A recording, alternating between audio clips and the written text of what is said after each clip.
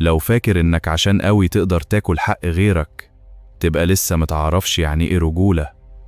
الدنيا بتلف، واللي هتاخده حرام هيدفعك ثمن وندم.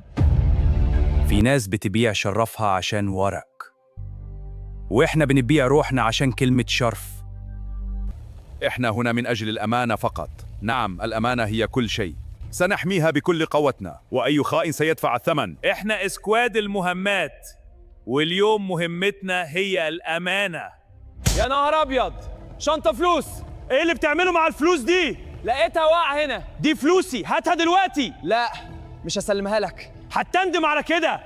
أنا محتاج الفلوس دي، لكن لو أخدتها مش هرجع زي الأول.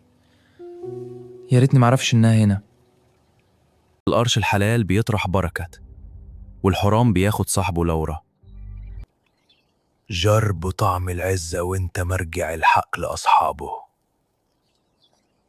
انت ايه اللي جابك هنا؟ حرامي! لا والله انا معايا المفتاح ده. مفتاح ايه؟ ده مسروق، امشي بره. انا لقيته صدقني. كذاب، كل زيك حراميه، اطلع بره. ايدك متمتش على حد انضف منك. انت مالك؟ دي فلوسي انا عارف كل حاجه عنك، وايدك مش نظيفه. هتسيب ايدي يا بني ادم؟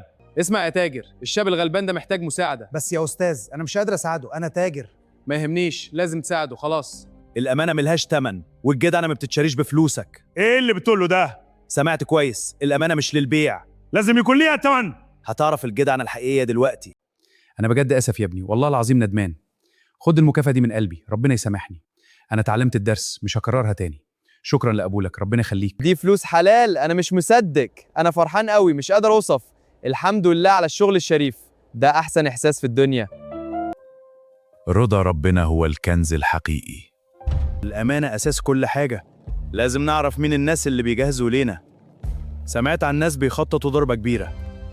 المهمه تمت، الامانه رجعت، والراس فضلت مرفوعه لفوق.